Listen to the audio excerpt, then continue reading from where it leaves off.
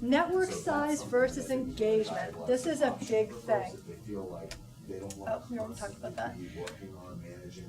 We touched upon this before. It is important to get a following. It is important to get people to like you. It is important to get people to put you in your circles. But that doesn't matter if they're not engaged with you. And by engage, that's taking the next step. It's not just saying, hey, I like Coke, hey, I like Pepsi, hey, I go to Papa Gino's. It's taking the next step of interaction.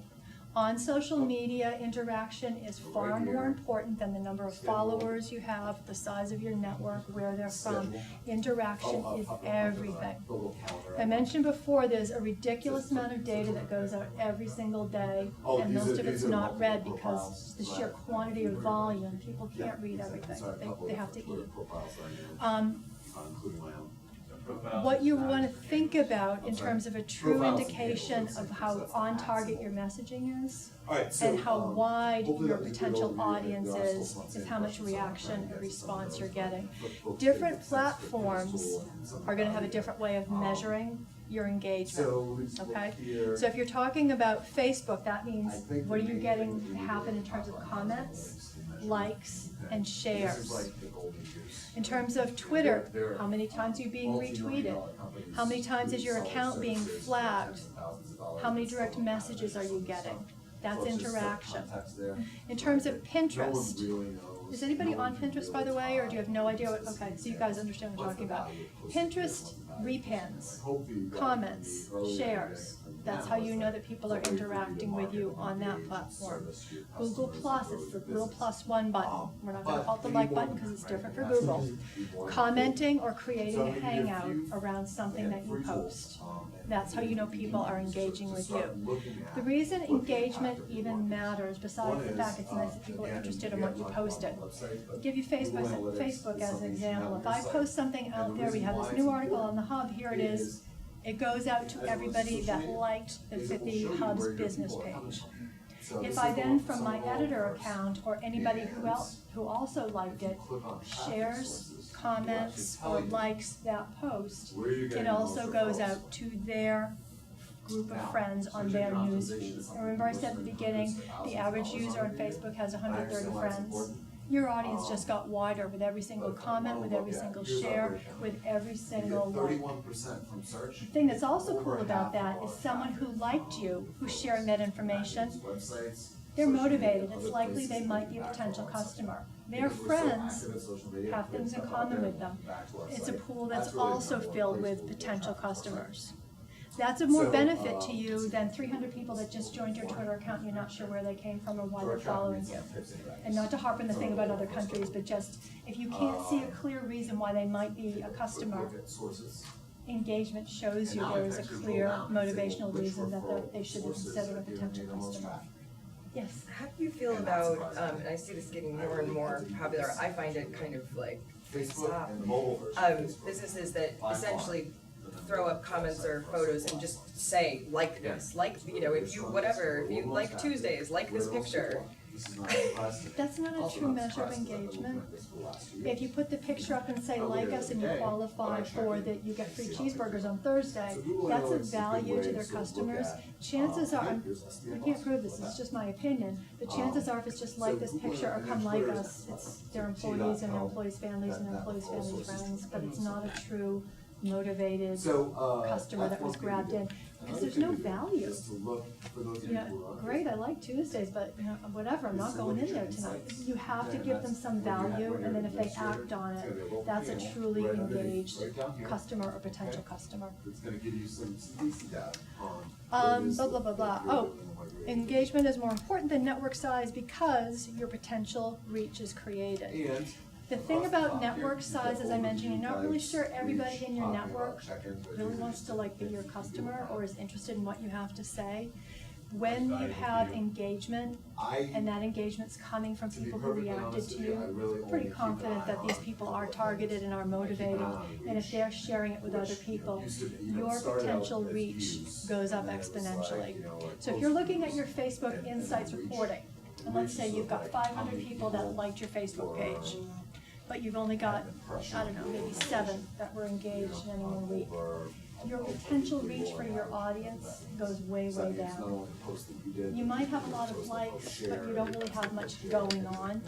If you have a smaller network, let's say you only have 100 likes, but you have 55 acts of engagement, your potential reach, where your messaging actually was seen, is a heck of a lot bigger. So don't sweat the numbers. It's great to see your network size go up, but don't sweat the numbers unless you're talking about engagement. Any more questions before we go on to that? So when I share a page, Is my voice holding up for everybody? Am I getting too quiet? Okay. Yes, ma'am. So as a nonprofit, we're looking more for donors Okay. rather than customers, right? So what we've been doing to increase interaction is just like posting pictures and videos of the kids and kind of describing what's going on. So I think that's the most like effective way to. And you know what? I don't think that's limited to nonprofits. Yeah. And actually, good segue. What you put out, nonprofit or business, some things are going to engage better than other If we're things. seeing a spike or if we're seeing a decline. Short, concise messages, regardless of the platform, regardless of your business or nonprofit. People on the internet have the attention span of a gnat. I will say that until the last breath I draw. Very short attention span. You can't go off on a long diatribe, even if you're feeling really poetic. It's got to be short and to the point if you're going to be doing something text-based. If it's visually based, you are more likely to get engagement. Visually can be photographs, it can be video. Why we're doing the video today. People are going to comment on that, they're going to react to that. If it's a picture of their friend, if it's an event that they attended, if it's their kid, you better believe they're going to like it, share it, and comment it.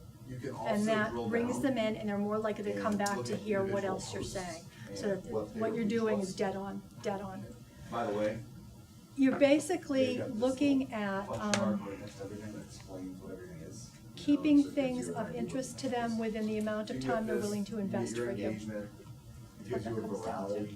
So you want to, in addition, use interactive features. Now, in terms of Facebook, that would translate into polls, event invitations.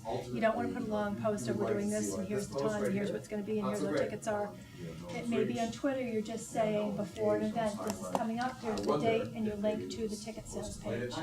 On Twitter, you set up an actual event page, you send invitations out to people who like you. From your personal Facebook account, you come in and reply saying, I'm going to be there. You share that with all your friends, the invitation goes further out. On Google Plus, it might be the same type of thing. You set up a brief description and link to a page with more information or ticket sales. absolute sweet spot for You most. want them, give people an opportunity to respond, and they will. If you're talking at them, that you don't give them the opportunity to respond. Asking questions, sometimes you're not going to get an answer. If you just have a general question, how's everybody doing today? Chances are you're not going to get an answer. If you put a picture up and say, here's a new, I don't know, new leather jacket that we're selling, what do you guys think about it? Something like that where it gives them something that they're more likely to respond to or show interest in. Questions will work. Right now it's 9:30. Or it could be something as you start a sentence and the question is, how would you finish this? Again, it should be related to your business, something your customers are interested in. If it's just something out of the blue, what's your favorite song today? Secondary time, so those Maybe are two not. sweet spots, secondary So time. think about what it is you're asking and how likely people are going to care about it. If they care about it, they'll answer the question. You also want to, this is super important, on your end, don't put it all on your audience. In terms of engagement, how engaged you are is also part of the equation. If people like, share, comment, whatever, acknowledge it. Answer to their comment. If they say, I like this, I came in, I had this great experience, I tried this, thank you. Have you tried whatever? Thanks for sharing. It's great to hear people are really grateful to hear our customers letting other customers know about it. Thanks for letting us know that this week's special was great. We're going to have that soup again. X. Acknowledge it, because you're more likely, if someone is responded to, they're more likely to come back and talk to you some more. Besides, it's just polite. It's nice. Any questions before we go on?